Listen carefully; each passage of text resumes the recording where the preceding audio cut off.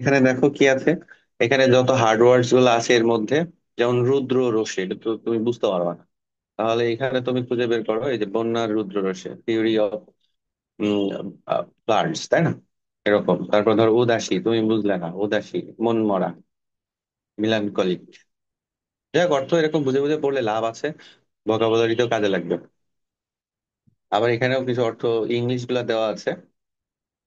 তো এখন আমরা চলো সলভ করি। সলভ তুমি দুই ভাবে করতে পারো, একটা হলো এখান থেকে একবারে পড়ে এখানে শেষ করতে পারো, আরেকটা হলো যে এটা একটা সবগুলো পড়ে নিলে, যার যেভাবে সুবিধা হয়। তো আমি পড়ে নিই। এখানে দেখো নমুনা, সরি কি বলি, অনুপ্রেরণা, ইন্সপিরেশন, অপরূপ, এক্সকুইট, কুইজিট, এক্সকুইজিট, ইংলিশ পারি না তোমাদের মতো ভালো হতো।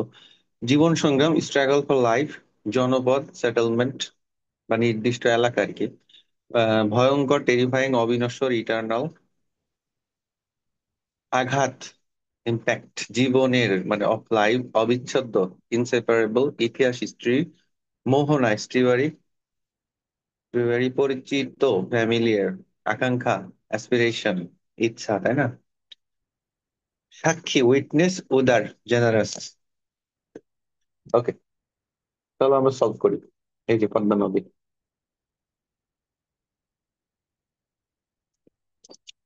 পদ্মা বাঙালির হৃদয়ে প্রবাহিত এক অনন্ত ধারা। ইতিহাসে, কাব্য, জীবনযাত্রা সবকিছুর গভীরে মিশে থাকা এক বিস্ময়। এ নদী একসময় কীর্তিনাশা নামে দেশ ছিল। সে আজ বাংলার দেশ। প্রতিচিত্র, প্রতিচিত্র মানে কি? রিফ্লেকশন এরকম। আসলে পদ্মার যে বর্তমান যে পদ্মা নদী, এটার আগের নাম ছিল কি? কীর্তিনাশা। ও সকল কীর্তিকেও নাশ করত। তো কীর্তিনাশা নামে দেশ ছিল, কি ছিল, পরিচিত ছিল, সহজ, একদম সহজ। তাহলে এখানে আছে নাম্বার 9। আচ্ছা তোমরা বুঝে নাও। সেই আজ বাংলার দেশ প্রতিচিত্র, সেই আজ বাংলার কি প্রতিচিত্র? প্রতিচিত্র মানে, দেখো এখানে মিনিং গুলা দেওয়া আছে: হৃদয়, প্রবাহিত, অনন্ত ধারা, এন্ডলেস স্ট্রিম, কাব্য, পোয়েট্রি, জীবন যাত্রা, বিস্ময়, ওয়ান্ডার। আচ্ছা, ঠিক আছে, আমরা এটা সলভ করি, চলো। সেই আজ বাংলার দেশ প্রতিচিত্র, সে আজ বাংলার জীবন সংগ্রাম পরিচিত্র, মানে জীবন সংগ্রামের, এরকম থাকবে আর কি, এর থাকবে অফ। হুম। তো এরকম কিছু একটা দেখো, জীবন, এই যে জীবনের আছে, অফ আছে। হুম। দেশ প্রতিচিত্র, সংগ্রাম প্রতিচিত্র হয় না, আসলে একটা সংগ্রামের প্রতিচিত্র হতে পারতো। তো জীবনের প্রতিচিত্র। ওকে। ভারতের গঙ্গোত্রী হিমবাহ থেকে জন্ম নিয়ে গঙ্গা নামে প্রবাহিত হতে হতে একদিন বদলে যায় পদ্মা হয়ে। মানে ভারতে আসলে কি, ধরো এটা যদি বাংলাদেশ ইন্ডিয়ার বর্ডার ধরি, তাহলে ও ইন্ডিয়াতে আসলে গঙ্গা নামে, তারপর যখন বাংলাদেশে চলে আসছে, বাংলাদেশে তখন এটা পদ্মা নামে পরিচিত হয়ে গেছে। ধৈর্য ধারণ করতে হবে, ধৈর্য সহকারে জানতে হবে, দেখতে হবে, হ্যাঁ। পদ্মা শুধু নদী নয়, সময়ের দেশ।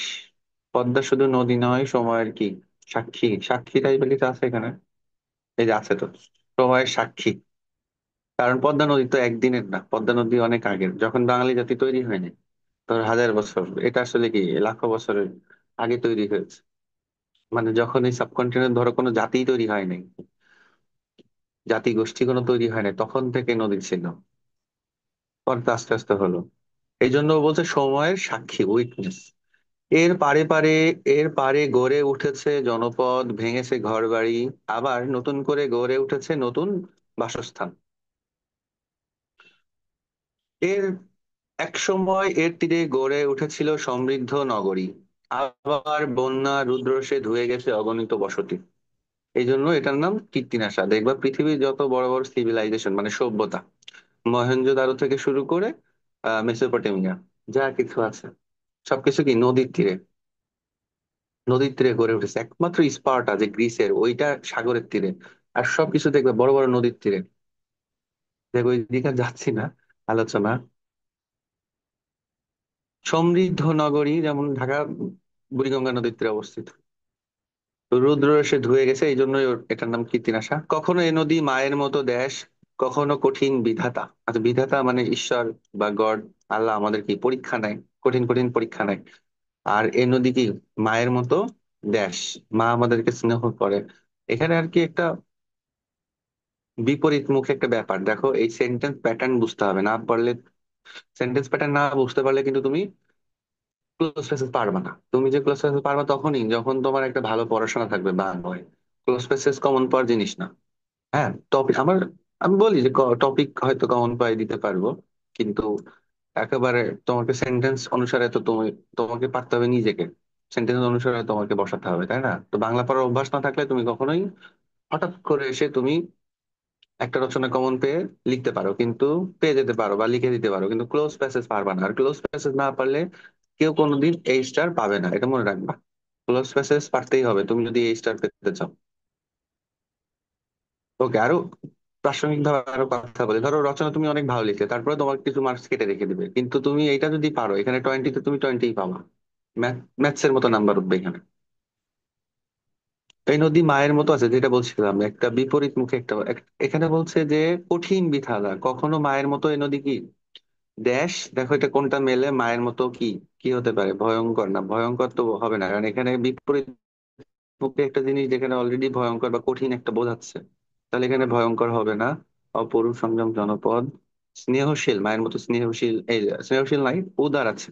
আর কিছু আছে, একটু দেখে নিবা এরকম, উদার, তাহলে এখানে উদার হবে, জেনারাস। কখনো কঠিন বিধাতা, এর স্রোতে মিশে আছে জেলেদের দেশ। কেন ওই কথাটা কেন বলছি, কারণ দেখো, আগে তো, এখন তো ঘরে ঘরে নলকূপ, বা এখন আমরা টিপ দিলে পানি চলে আসে, কিন্তু আগের দিনে মানুষ যখন সভ্যতা গড়ে তুলেছে তখন কিন্তু নদীর পানি ছিল কি মিঠা পানি বলে এটাকে। মিঠা পানির মূল উৎস ছিল নদী। এই নদীর পানি খেয়ে মানুষ কিন্তু যুগ যুগ ধরে উম বেঁচে ছিল, বেঁচে আছে, বা সভ্যতায় গিয়ে গেছে। এবং আমরা যে পানি টানি খাই ঢাকা শহরে বলো বা যেখানে বলো, এই আসে কোথা থেকে, সাপ্লাই দেয় কোথা থেকে, এই নদীর থেকেই নিয়ে আসে এখনো। ওটাকে পিউরিফাই করে আর কি, যতটা সম্ভব দেয় আর কি, ওরা পিউরিফাই কতটা করে, যাই হোক। এর স্রোতে মিশে আছে জেলেদের দেশ, মাঝিদের গান, কাশবনের দোল, সন্ধ্যার নিস্তব্ধতা। এর স্রোতে মিশে আছে, তাহলে আমাদের কয়টা হলো? এই চারটা হলো। এর স্রোতে মিশে আছে মোহনা, আকাঙ্ক্ষা নাই দিকে হবে না, অনুপ্রেরণা হবে না, অপরূপ জীবন সংগ্রাম কি, এর সাথে মিশে আছে জেলেদের জীবন সংগ্রাম হতে পারে, স্ট্রাগল অফ লাইফ, জনপদ।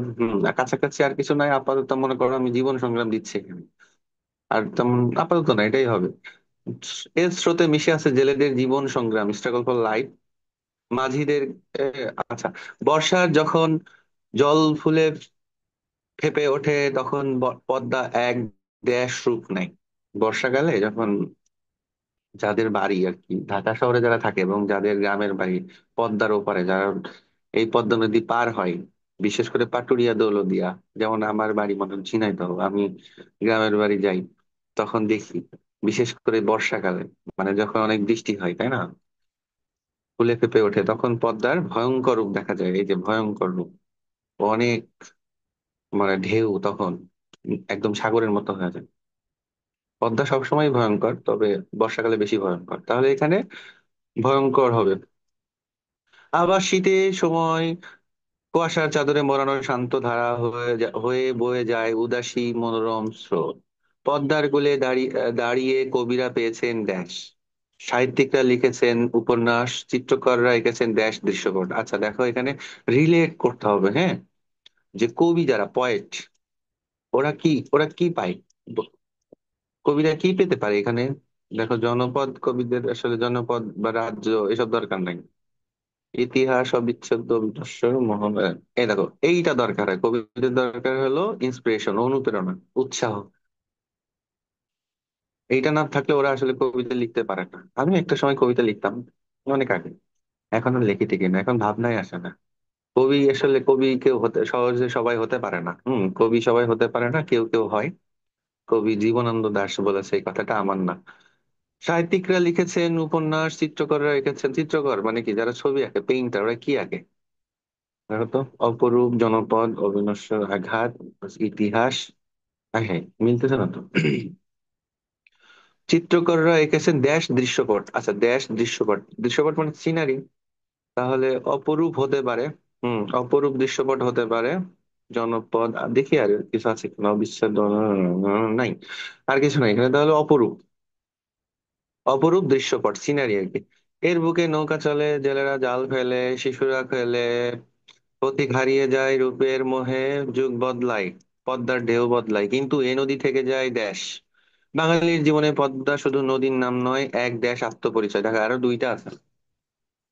বাঙালি, এই যে আমাদের সিভিলাইজেশন যে গড়ে উঠেছে বাংলাদেশে বা ঢাকা শহরে বলো, এবং আমরা যে বাঙালি জাতিসত্তা, আমাদের জীবনে, এই বাঙালির জীবনে পদ্মা, পুরা নদী, বিশেষ করে যত নদী আছে সব, বিশেষ করে পদ্মা নদী এক দেশ আত্মপরিচয় আছে। এটা পরে আসি। যুগ বদলায়, পদ্মার ঢেউ বদলায়, কিন্তু এই নদী থেকে যায় কি, দেখো, এই যে ইটার্নাল। ওই যে প্রথমে বলেছি যে লাখ লাখ বছর ধরে এটা কিন্তু তৈরি হয়েছে বা বয়ে চলেছে। এই নদী থেকে যায় বা সবকিছু বদলে যায়, কিন্তু এই নদী অবিনশ্বর। এ ধ্বংস হয় না বা নশ্বর না, এটা থেকে যায়, প্রকৃতির অংশ। যদিও পৃথিবীতে মানে অবিনশ্বর বলে কিছু নাই, সবকিছুরই একদিন ধ্বংস হবে, মহাবিশ্ব একদিন ধ্বংস হয়ে যাবে। ঠিক আছে, আমি আসলে কথায় কথায় আমিও দার্শনিক হয়ে যাচ্ছি।